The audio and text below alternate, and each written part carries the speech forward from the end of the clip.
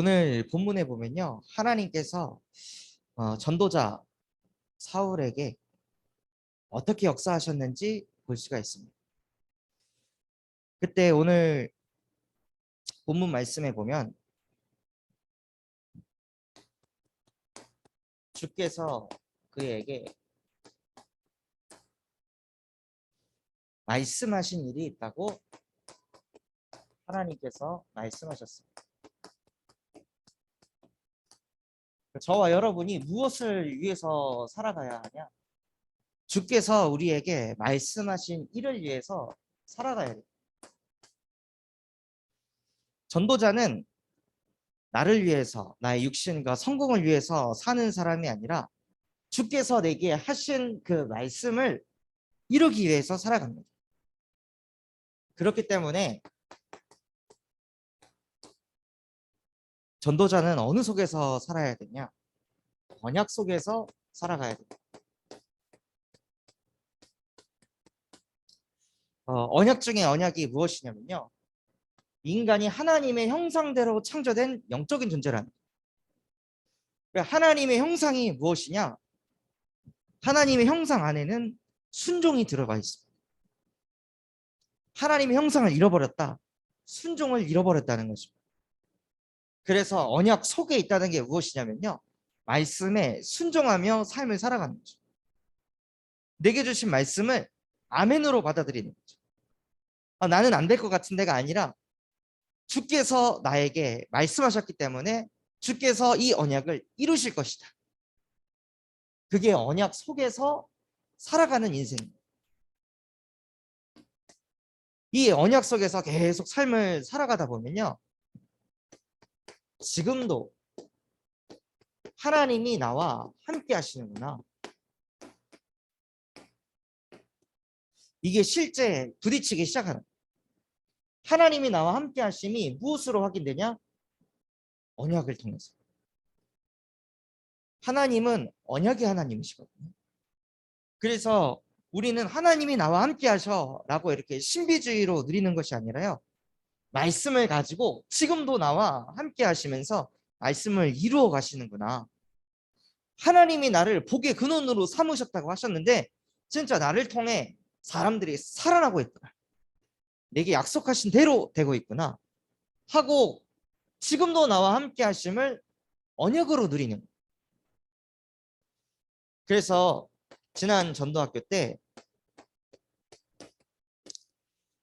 이 사도 바울이 바로 전도 운동을 시작한 게 아니라요. 다메섹에 있는 제자들과 함께 했습니다.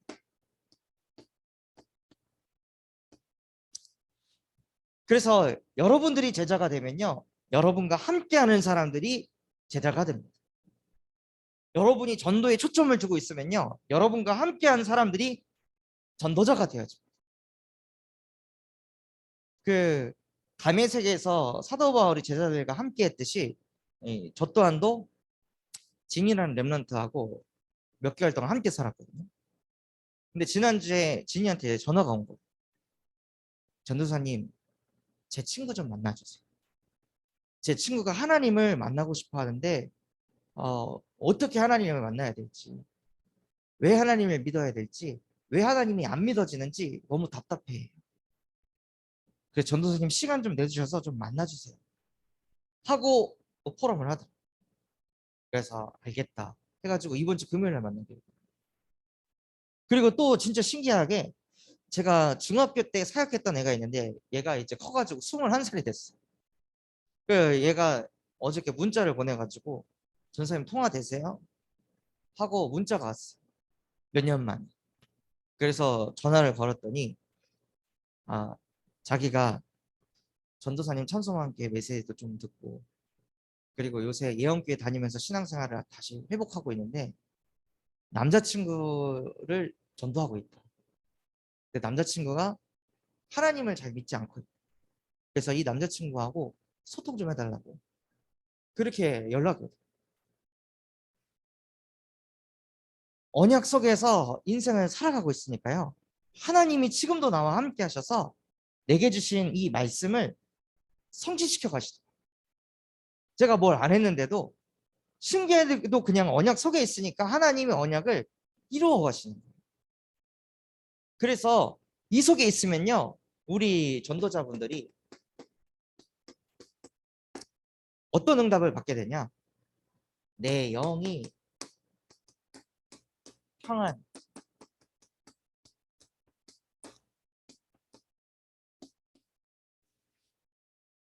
언약 속에 있으면요, 내 영혼이 평안합니다. 왜냐하면 그 언약이 그대로 될 거니까. 왜 우리가 불안하죠? 미래에 대한 확신이 없는 거예요. 이렇게 되면 어떻게 하지? 저렇게 되면 어떻게 해야지? 그러니까 마음이 늘 염려하고 불안하고 초조한 거죠. 그런데 내가 믿는 하나님은 언약을 주시고 언약을 성취시키는 하나님이에요. 그러니 하나님이 나와 함께 하시니까 마음이 평안한 겁니다. 문제가 없고 갈등이 없어서 평안한 게 아니라요, 원래 인간은 하나님의 형상대로 창조된 영적 존재라서 하나님과 함께 할 때 평안. 그래서 그 하나님과 교제하고 그 하나님을 만나는 겁니다. 그 제가 직장 생활 하는 중에 프랑스 대통령이 저희 사무실에 왔었어요. 그래서 대통령 사진 찍고 그리고 나니까 막 내가 뭔가 된 것 같은 느낌이 드는 거야. 야, 우리 회사에 프랑스 대통령이 오는 거야. 그리고 또 몇 개월 지나서 박근혜 전 대통령이 왔어요. 그래서 또 이게 사진 찍고 그러니까 제 마음이 뭔가 엄청난 사람이 된 것 같은 거야. 대통령하고 그냥 만나기만 했을 뿐인데 내 인생이 막 바뀐 것 같아.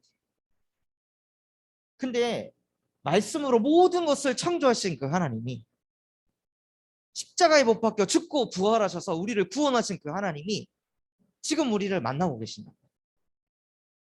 이걸 진짜 믿어진다면 어떻게 될까요? 제가 그 대통령 분들이 와가지고 뭘 했냐, 막 그 페이스북에다가 글 막 올리고 막 대통령 왔다고 엄청 자랑을 하는 거예요. 누가 안 시켰는데 내가 대통령 만났다고 전도를 하는 거죠. 좋아가지고 또 어느 날에는 국무총리 분 오셔가지고 같이 사진 찍고 그러니까 막 좋아가지고 그거를 막 친구들한테 지인들한테 막 얘기를 하더라고요. 만나니까. 근데 진짜 하나님을 만나면 어떻게 될까요?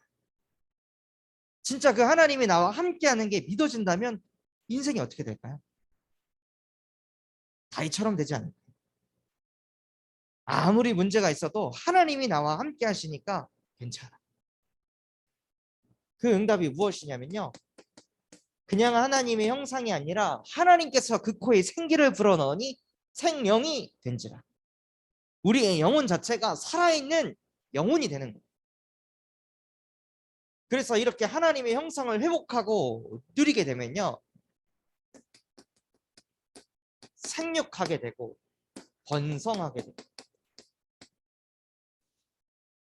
또한 이 땅에 충만하게 되고 모든 것을 다스리며 정복하는 축복을 우리에게 주셨습니다. 그 생육, 번성, 충만, 다스림, 정복 이거 들으면은 뭔가 다 긍정, 성공, 엄청난 거, 대단한 거 이런 것들을 우리가 생각하잖아요. 왜냐하면 우리의 근본은 창세기 3, 6, 11장이에요. 그래서 내가 번성하고 내가 막 다 다스리고 내가 막 모든 걸 정복하고 그래서 엄청난 사람이 되는 거. 그거라고 생각하는데 이번 주 강단 말씀에 다윗의 인생을 한번 보세요. 근데 다윗이 도망치는 것 같은데 이거 하고 있는 겁니다. 사울왕이 정예 부대를 꾸려가지고 다윗을 계속 죽이려고 시도를 해요. 그런데 다윗이 안 죽어. 다윗이 계속 안 죽어. 그러면 다윗은 무엇을 느껴요? 나는 진짜 왕이구나. 왕의 자리에 앉지 않았는데 나는 이미 왕이네. 왕이 정예 군사를 보내도 죽일 수가 없네. 하나님이 나와 함께 하시네. 그럼 그 다윗을 죽이려고 했던 사울 왕은 무슨 생각이 들었어요? 내가 온갖 노력을 해도 다윗 한 명을 못 죽여. 다윗은 싸우지도 않는데 정예 군사를 계속 보내가지고 다윗을 죽이려고 온갖 군사와 경제와 모든 것을 다 움직여가지고 나라 전체가 다윗을 죽이려고 쫓아다니는데 다윗이 안 죽어. 그 사울은 미치는 거죠. 근데 그걸 누가 보죠?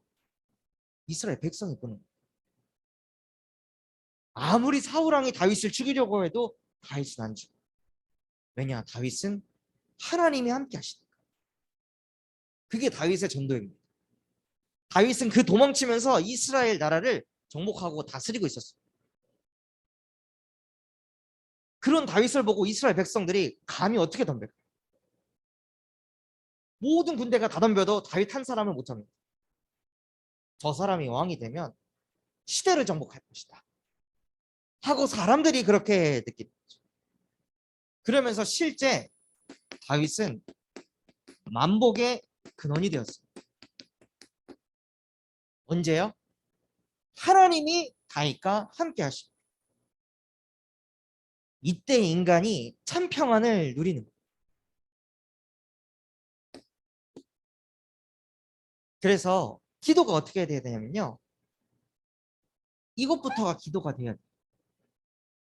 어제 말씀하셨죠. 보좌의 기도라고. 이게 보좌에 있는 거죠. 하나님과 함께 할 때 보좌의 능력이 이렇게 나타나는 거예요. 그런데 많은 사람들이 기도할 때 바닥에서부터 시작해요. 그게 아니라 하나님, 나는 하나님의 형상대로 창조된 하나님의 자녀입니다. 그 하나님이 나를 만나셔서 내 안에 창조의 영이, 전능자의 영이, 부활의 영이 지금 나와 함께 하십니다. 그 하나님께서 나의 인생을 통해 생육하고 번성하고 충만하고 다스리고 정복할 오늘이 될 줄 믿습니다. 그래서 하나님, 나는 오늘도 만복의 근원이 될 것입니다 하고 매일 기도해보세요. 내 안에 영적인 힘이 차곡차곡 쌓이기 시작합니다.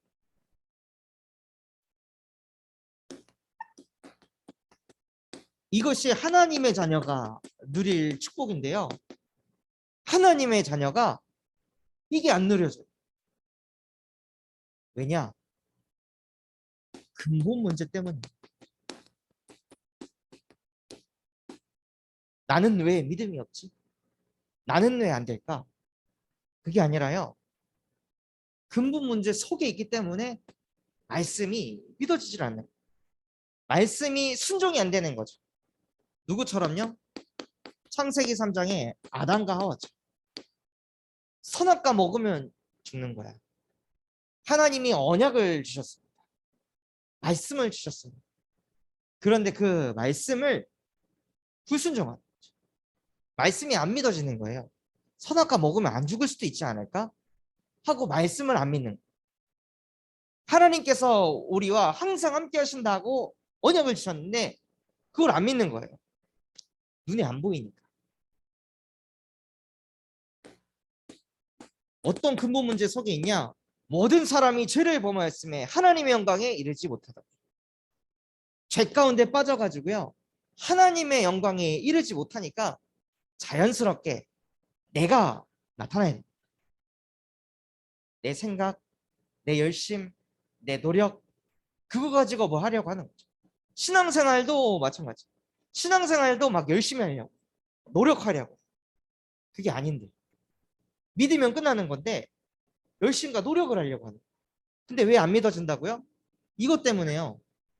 아담과 하와의 선악과 사건으로 인해서 모든 인간은 하나님을 믿을 수 없게 된 겁니다. 믿고 싶어도 믿어지지가 않아요. 왜? 아담의 형상으로 창조되었습니다. 이때 아담은 하나님이 직접 창조해가지고요. 그냥 말하는 족족 그냥 다 아멘 아멘 믿음으로 부딪히는 거예요. 근데 아담과 하와의 선악과 사건 이후로는 모든 인간은 아담의 형상대로 창조됐어요. 영이 죽어버렸어요. 그냥 영적인 감각이 없는 거예요. 그러니까 말씀을 받아도 아멘으로 믿음으로 고백을 못하는 거죠. 나하고 하나님과의 그 갭 차이가 있다고 생각합니다. 어느 정도 도달해야 이게 맞는 거지. 이런 생각을 가지고 신앙생활하는 거예요. 왜죠? 요한복음 8장 44절. 너희는 너희 아비 마귀에게서 났으니 너희 아비의 욕심대로 행하고자 하느니라.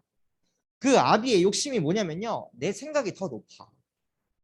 내 과거의 상처가, 내 과거의 경험들이 더 위에 있어.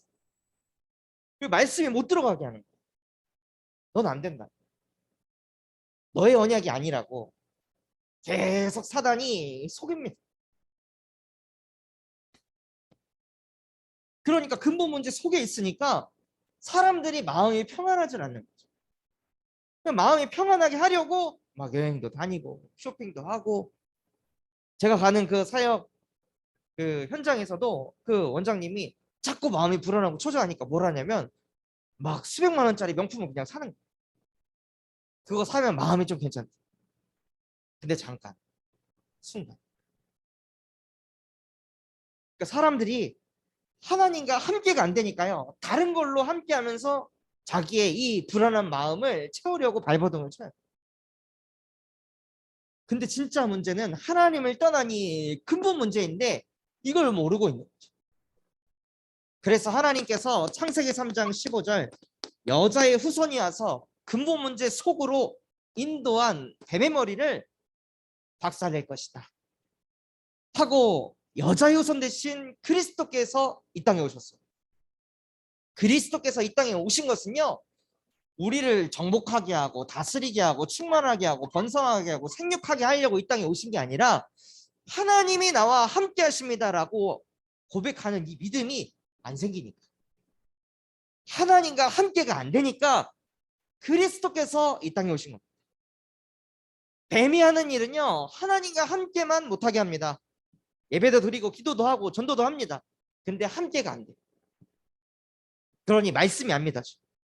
말씀 따로 전도 따로, 말씀 따로 기도 따로, 말씀 따로 삶 따로가 되도록 만들어요. 왜 그러냐? 인간이 죄 가운데 빠져. 그러니까 죄 가운데 빠져가지고 저주를 받아가지고 되고 싶어도 안 되는 거예요. 그래서 하나님께서 출애굽기 3장 18절 6월절 어린 양의 피를 바를 때 그 죄에서 해방받게 될 것이다. 죄사함을 받으려고 아무리 경건한 삶을 살아도요, 죄는 사라지는 게 아니에요. 살인자가 누구를 죽였어요. 그러면 죽여가지고 그 죄를 회개하겠다고 계속 고아원 가서 헌신하고 봉사하면 살인자 표딱지를 벗을 수 있을까요? 그 죄가 사해질까요? 안 되는 거예요. 죄는 노력으로 해서 씻을 수 있는 게 아니에요.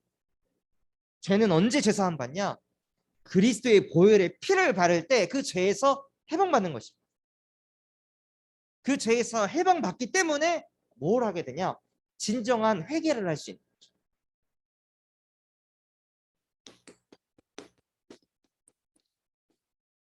또한 진짜 인생의 성공 중에 성공이 무엇이냐? 처녀가 잉태하여 아들을 낳을 것이니 그의 이름을 임마누엘이라 하리라. 이는 하나님이 우리와 항상 함께 계십니다. 이것을 실제 믿고 누리는 게 인생의 성공입니다. 내가 뭘 하든지, 아이들을 가르치든지 집에서 생활을 하든지 교회에 오든지 무엇을 하든지 간에 하나님이 지금도 나와 함께 하시죠. 내가 하는 모든 일에 하나님이 복을 주시고 복을 주시고 복을 주셔서 나를 복의 근원이 되게 하실 줄 믿습니다 하고 실제 하나님을 누리는 겁니다. 그래서 하나님을 떠난 이 근본 문제가 요한복음 19장 30절 그리스도께서 십자가에서 다 끝내버렸다. 하나님과 함께가 안 되는 그 모든 불신앙의 문제를 십자가에서 끝냈다. 이게 가슴에 부딪히면 인생이 뒤집히는 거예요. 진짜 끝냈구나. 그리스도께서 하나님 떠난 문제를 십자가에서 다 끝내버렸구나. 하나님이 나와 함께한다는 걸 믿지 못하게 하는 그 근본의 문제를 십자가에서 끝내버렸구나. 하나님의 영광에 이르지 못하게 하는 그 문제를 십자가에서 끝내셨구나. 그래서 예수가 그리스도시고 그분을 영접하는 자, 곧 그 이름을 믿는 자들에게는 하나님의 자녀가 되는 권세를 주셨습니다. 그래서 그 하나님의 자녀는 어떤 존재냐? 고린도전서 3장 16절 하나님의 성전이라고 말씀하셨습니다. 하나님의 성령이 우리 안에 계신다고 말씀하셨습니다. 그 하나님이 누구시라고요? 우리는 뭘 말하잖아요. 그럼 말하는 거를 지키려고 엄청 노력을 해요. 근데 하나님은 말하면 그냥 되는 거예요. 태초에 하나님이 천지를 창조하십니다. 어떻게 해요? 말씀. 그분이 성령으로 나와 함께 하세요. 엄청난 일입니다. 신이라는 존재가 나와 함께 하신다는 건 말도 안 되는 거죠.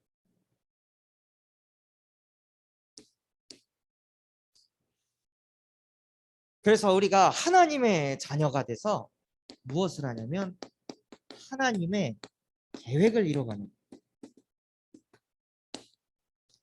하나님이 우리에게 주신 계획이 무엇이냐? 마태복음 28장 16절에서 20절. 하늘과 땅의 모든 권세를 내게 주셨습니다. 그러므로 너희는 가서 모든 족속을 제자 삼아라. 이것이 하나님의 계획입니다. 그래서 진짜 전도 제자들은요, 현장 가서 제자 삼는 겁니다. 교회로 데리고 끌고 오는 게 아니라요, 이거를 누리도록 도와주는 거예요. 하나님과 함께를 안 누리고 사람들은 문제 해결을 누리려고 하죠. 하나님과 함께를 안 누리고 안 시달리려고 하죠. 왜 시달려요? 함께가 안 돼서 시달려요. 문제 왜 끌려다녀요? 함께가 안 되니까 끌려다녀요. 왜 한계 만나서 무너지죠? 함께가 안 되니까 한계를 만나는 거예요. 하나님은 한계가 없잖아요. 알파와 오메가의 처음과 나중이요, 시작과 끝이라. 그 하나님이 나와 함께 하시면 끝이 없는 겁니다. 그래서 이것을 기도로 누리시다가 현장에서 딱 갈급한 영혼을 만났을 때 이거를 개인화시켜줍니다. 그래서 이 사람들이 다시 또 현장에 가서 재생산을 합니다. 이것이 하나님의 계획입니다.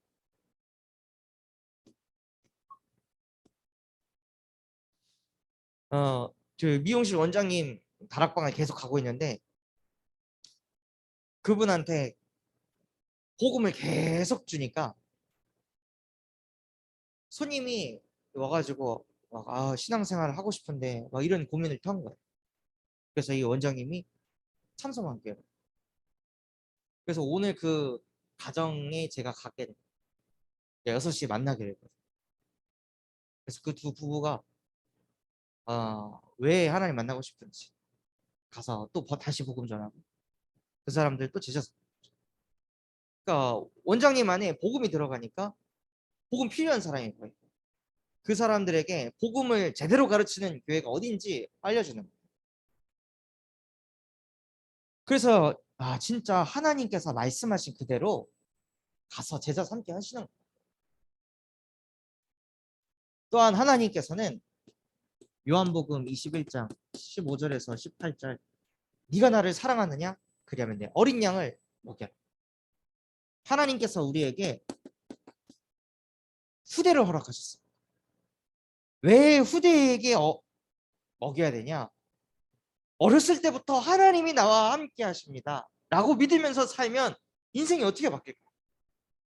우리는 일평생 내가 육신을 가지고 성공을 위해서 끝없이 달려오다가 성공 못하면 좌절하고 성공하면 또 공허하고 허무, 또 성공하면 그 다음에 또 더 성공해야 되니까 두렵고 무섭고 우리는 계속 이렇게 살았단 말이에요. 후대도 그렇게 살게 해야 되냐 이거예요. 그래서 후대에게 말씀을 가지고 후대에게 자꾸 먹여야 돼. 너희는 진짜 밤나무 상수리 나무가 배임을 당해도 그것 때문에 우울하고 그것 때문에 슬퍼하고 좌절하는 게 아니라 그래도 나는 이 땅에 거룩한 씨 남은 자 렘넌트입니다 하고 진짜 고백하는 후대를 복음해야 돼. 또한 하나님께서 이것을 위해 오직 성령이 너에게 임하시면 너희는 권능받아 땅끝까지 증인이 될 것이다. 그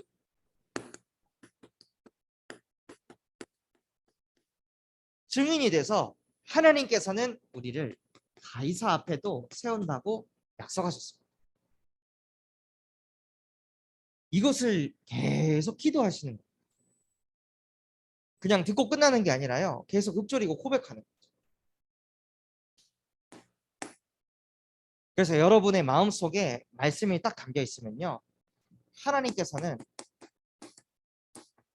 정확한 말씀을 통해 그 말씀을 성취시켜 가시고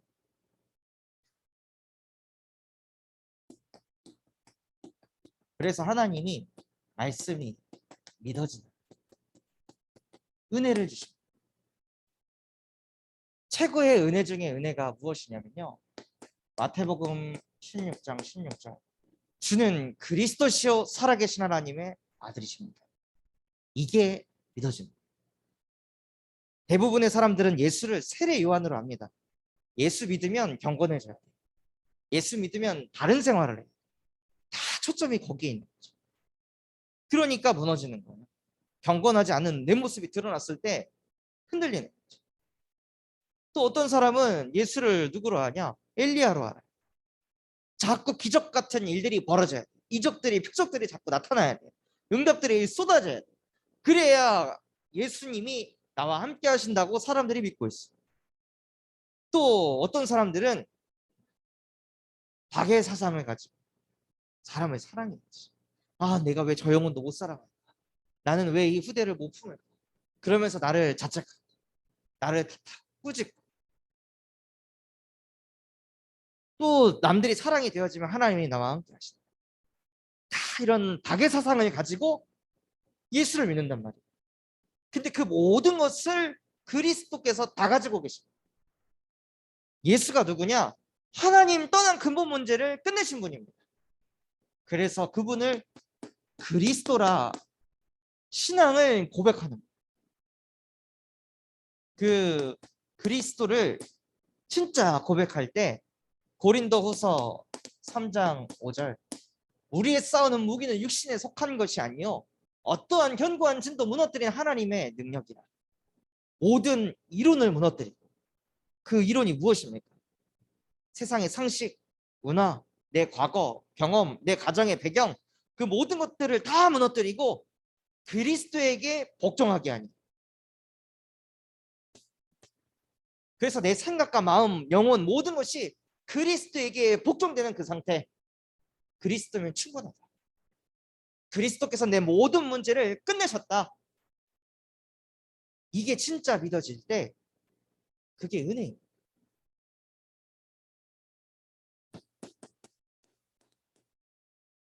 그래서 하나님 떠난 문제를 끝내신 그리스도께서 내 안에 사시면서 내 인생의 주인 되십니다. 그리스도가 내 인생의 주인 되잖아요. 그리스도는 자기가 하기 싫은 일도 하나님이 원하면 그냥 했습니다. 그 일이 뭐였죠? 십자가 사건이었어요. 아버지, 이 잔을 내게 거두어 가소서. 그러나 아버지의 뜻이 정그러시다면 제가 이 잔을 마시겠습니다. 하고 자기 생명까지 드릴 만큼 하나님께 순종하는 그리스도이십니다. 그분이 우리의 주인 되시면 우리도 모르게 말씀이 믿어지는 거죠. 말씀에 순종이 되어지는 거죠.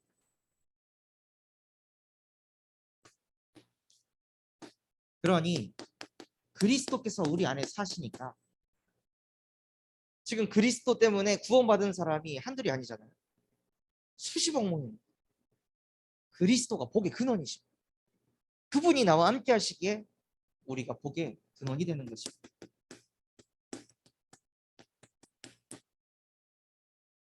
그래서 하나님께서는 복의 근원의 축복을 드리며 내가 만나는 모든 사람들의 믿음을 회복시켜 버리는 거죠. 우리는 다른 사람들을 잘 섬겨가지고 성공시키는 게 아니라요. 하나님을 믿도록 만드는 겁니다. 아, 하나님이 진짜 살아 계시는구나. 예수가 그리스도이시구나. 이거를 믿도록 돕는 거예요. 그게 복의 근원이 해야 할 일입니다.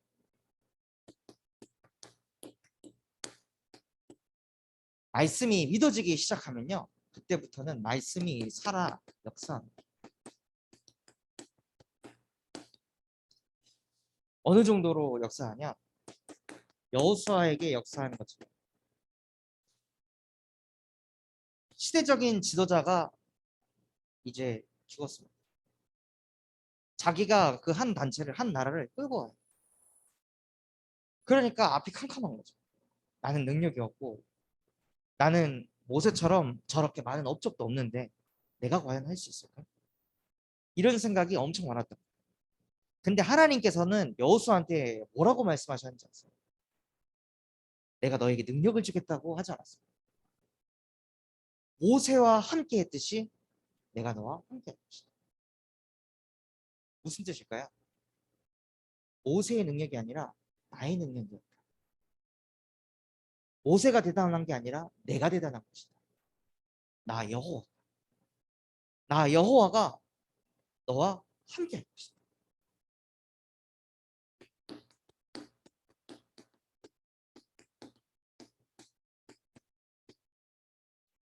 이게 사라 여호수아에게 역사한 거예요. 하나님이 나와 함께 하십니다. 이게 믿어지는 순간 여호수아의 인생은 끝난 거예요. 그러니까 하나님이 나와 함께 하심을 계속 누리면서 하나님의 말씀을 읊조리고 고백하고, 모세와 함께 하셨던 하나님이 나와 함께 하신다면 나도 모세만큼 될 수 있다. 가나안 땅으로 인도할 수 있다. 나를 통해 언약이 성취될 것이다. 하고 계속 읊조리고 고백하니까 엄청난 믿음과 확신이 계속 차고 올라가겠죠. 여러분들이 하나님과 함께함을 누리면요, 이런 일이 벌어집니다. 여호수아 9장 11절처럼 우리 주변에 있는 사람들의 간담이 다 녹아내리는 거죠. 쟤는 어떻게 이 상황에서도 흔들리지 않고 요동하지 않을 수 있을까? 어떻게 저걸 지속할 수가 있지? 뭘까? 어떻게 저게 가능할까? 아니, 진짜 노예 출신의 사람들이 모여가지고 출애굽해서 지금 전쟁을 일으키려고 하는데 무슨 자신감으로 전쟁을 하려고 하지? 싸우지도 않았으면서. 그런데 이들의 눈빛, 믿음이 어마어마한 거죠. 그러니까 주변 사람들의 간담이 싹 다 녹아버린 거예요. 이게 현장의 상태입니다.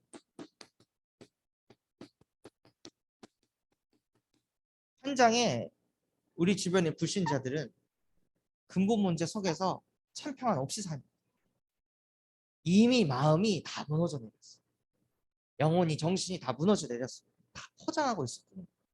간담이 다 녹아가지고 쓰러져 가고 있어요. 그냥 가기만 하면 끝입니다.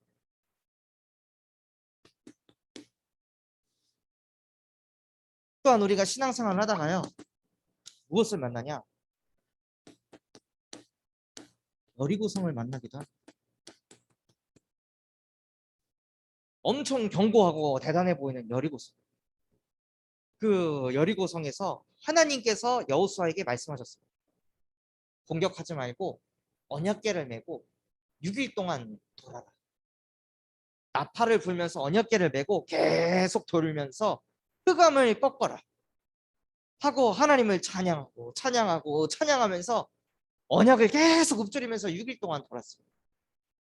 그리고 7일째 되는 날 소리를 질러라 해서 여호수아가 알겠습니다. 7일째 되는 날 소리를 지르겠습니다. 말씀하신 그대로 말씀을 붙잡고 이스라엘 백성들에게 미션을 준 거죠. 6일 동안 하고 7일째 내가 사인을 보내면 그때 함성을 질러라 하고, 7일째 딱 되고 시간표가 됐을 때 이때다 함성을 질러라 하고 함성을 딱 지르니까 바로 여리고성이 무너졌어요. 실제 하나님의 말씀이 여호수아와 함께하니까 살아 역사하는 거죠. 우리가 신앙생활 하다가 여리고성을 만났을 때 어떻게 이 성을 무너뜨리지? 정복하지가 아니라 그래, 모세와 함께 하신 하나님, 여호수아와 함께 하신 하나님이 나와 함께 하십니다. 여리고성은 내가 무너뜨리는 게 아니라 하나님이 무너뜨리십니다. 하고 그것을 진짜 보시기 바랍니다.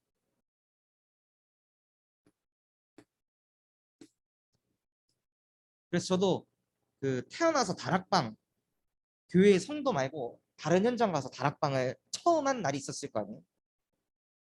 미치도록 떨리더라고요. 내 복음을 안 들으면 어떡하지? 예배했는데 반응이 이상하면 어떡하지? 무섭더라고요. 그래서 그 현장에 가가지고 거기가 부동산이었고 그 부동산에 1시간 일찍 가가지고 본 거예요. 그때 붙잡은 언약이 이 여리고성에 대한 언약이었어요. 하나님, 나는 연약하고 부족하지만 하나님이 나와 함께 하시면 이 부동산 지역의 역사는 흑암은 박살날 줄 믿습니다. 예수가 그리스도지 내 능력은 그리스도가 아닙니다. 나는 그리스도를 믿습니다. 하고 기도하고 한 다음에 가서 예배를 드렸어요. 예배를 드렸더니 이분이 엄청 은혜를 받으시더라고요. 그리고 다음 주에 갔어요. 다른 한 분이 왔더라고요. 이거를 매일 가서 1시간 일찍 가가지고 항상 여리고성 돌듯이 기도했거든요. 그러니까 그 다음 주에도 가니까 또 한 명, 그 다음 주에 가니까 또 한 명, 그 다음 주에도, 그 다음 주에도, 그 다음 주에도, 그 다음 주에도, 그 다음 주에도, 그 다음 주에도, 그 다음 주에도, 그 다음 주에도 한 10명의 사람들이 그곳에 모이는. 그걸 보면서 야, 진짜 전도는 내가 하는 게 아니라 하나님이 하시는 거야. 말씀이 살아서 역사하시고. 그래서 우리가 만난 여리고성 전도운동의 최고의 발판입니다. 그래서 우리 전도자분들은요,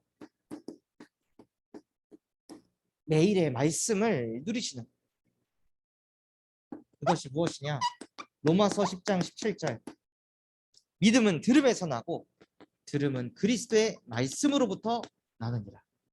결국 뭐가 문제죠? 믿음 없는 게 문제입니다. 현실 상황이 문제가 아니라요, 하나님이 함께 하셔서 끝내실 거다라는 믿음이 없는 게 진짜 문제입니다. 그래서 뭘 해야 되냐? 믿음을 주세요가 아니라 들어야 됩니다. 믿음의 말을 자꾸 들어야 됩니다. 뭘 통해서요? 예배를 통해서. 그때 우리의 불신앙이 치유가 되기 시작합니다.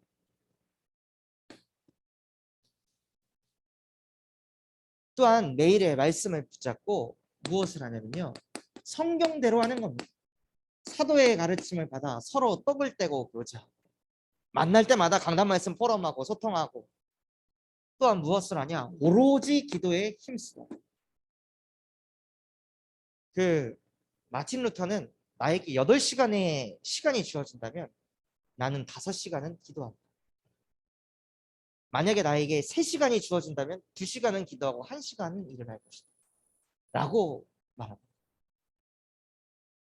기도의 능력은요, 엄청난 겁니다. 어제 진짜 제 가슴을 때리더라고요. 우리가 기도할 때 시공간을 초월해서 보좌의 능력을 땡겨가지고 현실에 역사할 수 있다. 그것이 기도. 그때 우리에게 믿음이 뿌리 내리기 시작합니다.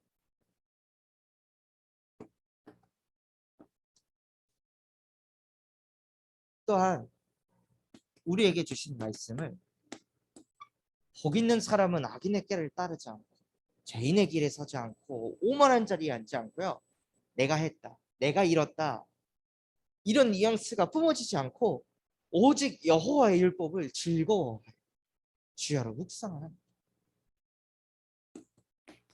그래서 우리에게 주신 강단의 언약을 묵상하는 거예요. 묵상은 반복적으로 읊조리다, 되새기다. 그러니까 그걸 자꾸 우리의 뇌가 들으니까요, 믿음이 체질되는 거죠. 불신앙이 체질되는 거죠.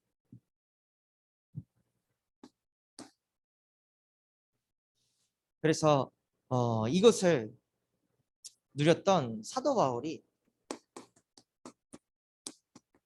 주께서 그에게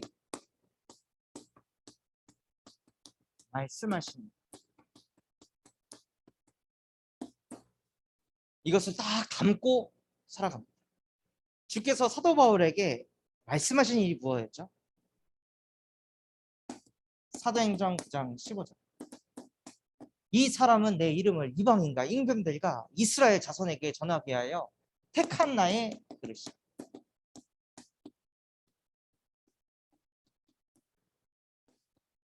사도 바울이 주님께서 주신 이 말씀을 딱 붙잡은 겁니다.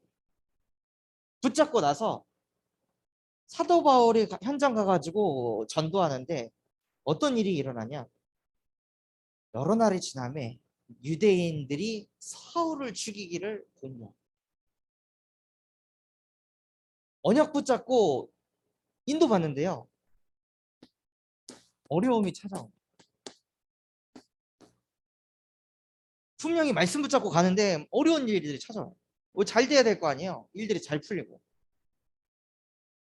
근데 어려운 일들이 찾아오는데 사울이 어떻게 하죠? 그 계교가 사울에게 알려집니다. 자기를 누가 죽이려고 한다는 걸 들었습니다. 그럼 도망가야 되죠. 안 도망갑니다. 가만히 있습니다.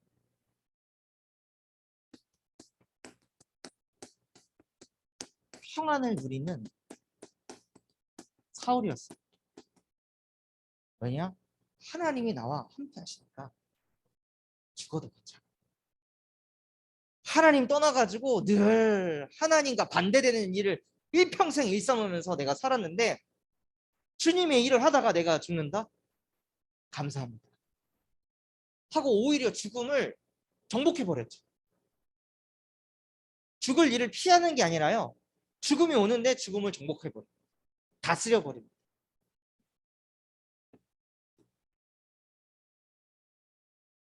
이렇게 평안을 누리고 있으니까 하나님이 사울을 어떻게 해야 하시냐? 사울이 도망가지 않으니까요.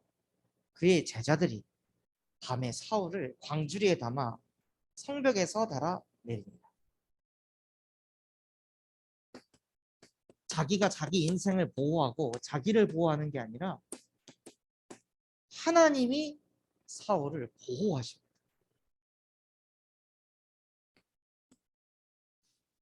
이 구절을 묵상하면서 제게 오는 거는요.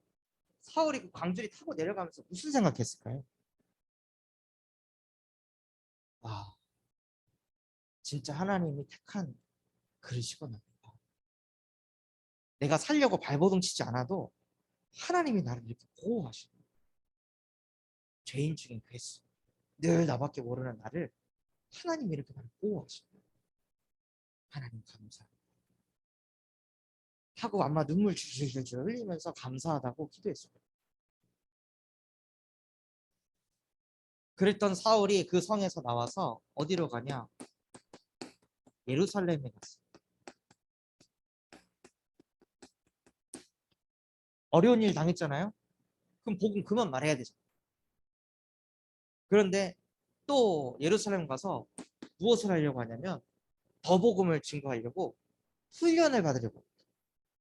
그래서 제자들을 찾아가가지고 제자들을 막 사귀려고 했죠. 근데 그 제자들이 안 믿는 거예요. 얘 이러다가 우리 배신할 수 있어. 얘 계속 우리 기독교인들을 다 갖다 죽였던 핍박자잖아. 무슨 일을 당하죠? 억울한 일을 당해. 근데 억울한 일을 당했으면 보통 사람들은 변론하잖아. 진짜라고, 나 진짜 아니라고. 막 자기를 변론하는데 그걸 또 다 당해. 근데 그때 하나님이 어떻게 하시냐? 하나님이 갑자기 바나바를 보내시. 바나바가 데리고 사도들에게 갔어요. 어떻게 사도 바울이 그리스도를 만났는지, 주께서 그에게 하신 말씀이 무엇인지, 또 이 사람이 예수를 어떻게 전했는지 바나바가 대신 변론을 해줘. 하나님이 전도자를 변호하신다. 억울한 일 당했을 때 억울한 일 내가 풀려고 하는 게 아니라요. 하나님이 변호하시는구나. 이걸 자꾸 겪으면서 사도 바울은 마음이 어땠을까? 진짜 나 같은 거를 하나님이 쓰려고 하시는 이런 마음이 계속 확정되고 확정되었겠죠.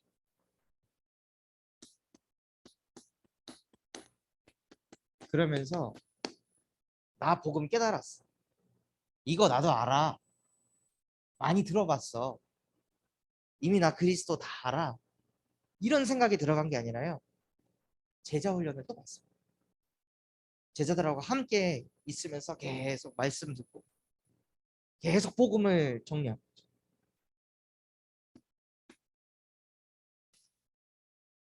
그러면서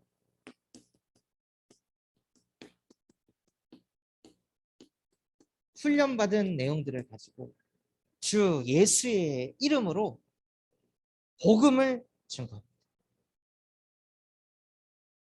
그래서 주 예수의 이름으로 복음을 증거하는데 반복되는 어려움이 찾아와요. 또 유대인들이 헬라인들이 사울을 또 죽이려고 합니다. 아니 이런 일을 겪었으면은 아 진짜 이거 하면 안 되겠다. 이런 생각이 들 텐데요. 사울은 상관이 없어. 왜냐? 하나님이 내게 주신 말씀이 있었어. 이방인과 임금들과 이스라엘 자손들에게 이 복음을 증거하기 위해서 하나님이 나를 구원하셨다. 그럼 나는 그거 하다가 간다. 나는 이 일 하다가 내 인생 끝낸다. 이게 마음에 확정이 돼 있어요. 그런데 그런 사도 바울을 하나님이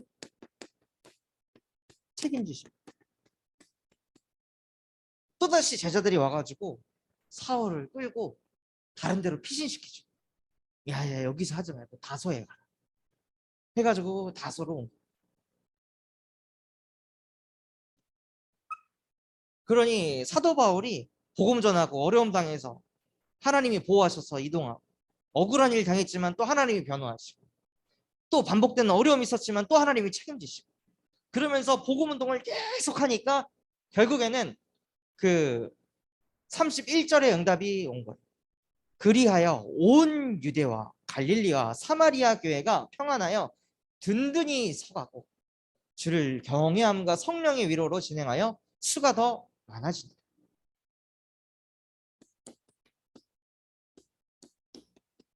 하나님은 사도 바울 한 사람을 통해서 교회가 든든히 세워지는 응답을 보게 하셨어요. 이것이 저와 여러분이 받을 축복입니다. 그래서 결론으로요. 내게 주신 언약이 있습니다. 그 언약을 각인시키는 누구처럼요? 사도 바울처럼. 어떤 일을 당해도 나는 하나님이 택한 그릇이다 하고 계속 각인했듯이 각인하고 그래서 이번 주 미션은요. 하나님이 내게 주신 언약을 써서 제출해 주시기 바랍니다. 그래서 그것을 쓰고 읽고 읊조릴 때 우리의 마음에 확정함이 일어나게 됩니다. 그래서 우리 모든 전도제자 여러분들이 진짜 사도 바울이 하나님이 나와 함께 하셔서 보호하시고 변호하시고 책임지시는 것을 실제 체험하는 전도자가 되시기를 예수 그리스도 이름으로 기도하겠습니다. 제가 기도하고 마치겠습니다. 하나님 아버지 감사합니다. 오늘 우리에게 말씀 주신 것과 같이 하나님이 우리와 함께 하셔서 내 영이 평안함을 실제 드리는 증인 되게 하여 주시옵소서. 그것이 보좌의 기도로 연결되게 하여 주시옵시고 그 깊은 기도 속에서 내게 주신 그 정확한 말씀이 성취되는 것을 실제 보는 사도 바울과 같은 증인이 전도자가 되게 하여 주옵소서. 그래서 우리의 사역을 통해 교회가 든든히 세워지게 하여 주옵시고 이 호남 땅에 600지교회가 일어날 수 있도록 주께서 성령으로 역사하여 주옵소서. 지금도 살아서 우리와 함께 하시는 예수 그리스도 이름으로 기도드렸습니다. 아멘.